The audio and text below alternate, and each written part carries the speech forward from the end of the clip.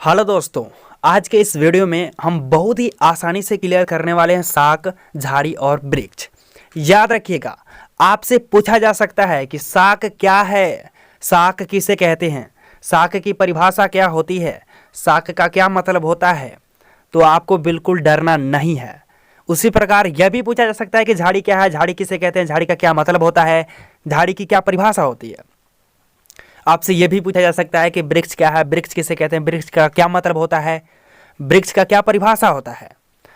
तो आप बिल्कुल डरिए नहीं, आपको आसानी से इस वीडियो में मिल जाएगा। लिख दीजिएगा, आपको नंबर मिल जाएगा, डरने की कोई बात नहीं है। ठीक है, तो चलिए समझते हैं, शाक से शुरू करते हैं। यहां पर ध्यान से देखिए, शाक जिसे इंग्लिश में कहते हैं हर्ब या इसे कह सकते हैं वेजिटेबल। ठीक है, आपको दिख रहा होगा वैसे पादप जिसके तने मुलायम हो। तना तो आप सबको पता होगा ना, पेड़ में जो होता है ना बीच वाला भाग, वही हमारा तना होता है। ठीक है, तो तना आप सबको पता भी होगा, तो ध्यान से सुन लीजिएगा। वैसे पादप जिसके तने मुलायम हो, हरा हो, खाया जाता हो और साथ ही छोटे होते हैं, उन्हें शाक कहते हैं। तो इस परिभाषा से तो ये पता चल रहा है कि मुलायम होना चाहिए, हरा भी, और इसे खाया भी जाता हो, और छोटे भी होते हैं, उन्हें हम शाक कहते हैं। तो यहाँ पर उदाहरण में पालक आपको दिख रहा होगा। पालक क्या होता है, मुलायम भी होता है और इसे खाया भी जाता है, ये हरा भी होता है और ये छोटा भी होता है। तो पालक जो हो जाएगा वो शाक का क्या हो जाएगा, उदाहरण। सिंपल सी बात है, यहाँ पर जितने भी चीज़ें आपको दिख रही हैं सभी के सभी शाक के उदाहरण हैं। ठीक है, ये शाक के उदाहरण इसलिए हैं क्योंकि ये सभी के जो तना होंगे ना मुलायम होंगे। ठीक है, ये छोटे भी होते हैं, ज़्यादा बड़े नहीं होते, एकदम छोटे लेवल के होते हैं। ठीक है, इन्हें खाया भी जाता है, मुलायम होते हैं, मुलायम यानी कोमल। ठीक है, तो शाक आपको आया कि नहीं आया। चलिए अब हम समझ लेते हैं झाड़ी। तो गाइज यहाँ पर देख पा रहे हैं आप झाड़ी जिसे इंग्लिश में कहते हैं बस। इसीलिए आपको दिख रहा होगा वैसे पादप जिसकी तना कठोर हो, ज़्यादा मोटे ना हो तथा ज़्यादा ऊंचे भी ना हो, उसे झाड़ी कहते हैं। एग्जाम्पल में आप देख सकते हैं नींबू। अब नींबू जो होता है वो ज़्यादा बड़ा नहीं होता है। जी हाँ साथियों, नींबू ज़्यादा बड़ा नहीं होता है, लेकिन इसका जो तना होता है वो कठोर होता है, और इसके नींबू के जो तना होते हैं वो मोटे भी नहीं होते हैं। तो नींबू हमारा झाड़ी का उदाहरण हो जाएगा।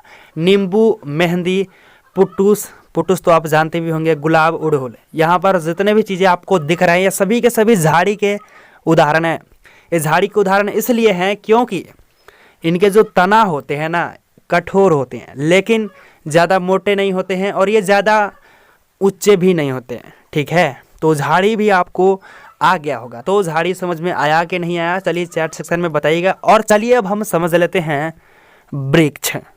गाइज इजीली आपको दिख रहा होगा वृक्ष जिसे इंग्लिश में कहते हैं ट्री। ट्री से तो पता चल रहा है यानी पेड़। तो भाई साहब आगे दिख रहा होगा कि वैसे पादप जिसकी तना कठोर हो, ज़्यादा मोटे हो, ज़्यादा ऊंचे भी हो, उसे वृक्ष कहते हैं। यहाँ पर इजीली आपको दिख रहा होगा आम, अमरूद, नीम, पीपल, बबूल, जामुन आदि। गाइज ये जो आम है ना, इसके तना क्या होते हैं, कठोर होते हैं। कठोर कहने का मतलब ये है कि ये मजबूत होता है।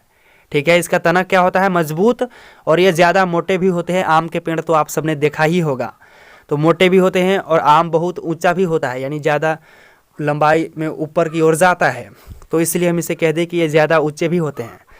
तो यहाँ पर जितने भी उदाहरण हैं ये सब के सब क्या है, वृक्ष का उदाहरण है। ये वृक्ष के उदाहरण इसलिए हैं क्योंकि इनके तना क्या होंगे, कठोर होंगे, और मोटे भी होंगे, और ज़्यादा ऊंचे भी होते हैं। तो इस वीडियो में मैंने जो कुछ भी आपको बताया है शाक, झाड़ी और वृक्ष, तो आप समझें कि नहीं समझे। अगर आपसे अंतर पूछा जाता है कि शाक और झाड़ी में अंतर बताइए, तो शाक की परिभाषा लिख दीजिएगा और उदाहरण लिख दीजिएगा, और झाड़ी की परिभाषा लिखकर झाड़ी का उदाहरण लिख दीजिएगा। या आपसे तीनों का अगर अंतर, तीनों को अंतर पूछ दिया जाता है कि शाक, झाड़ी और वृक्ष में क्या अंतर है, तो तीनों की परिभाषा लिख दीजिएगा और तीनों के उदाहरण लिख दीजिएगा, आपको नंबर फुल मिल जाएगा। आई होप इस वीडियो से आप बहुत कुछ सीख चुके होंगे।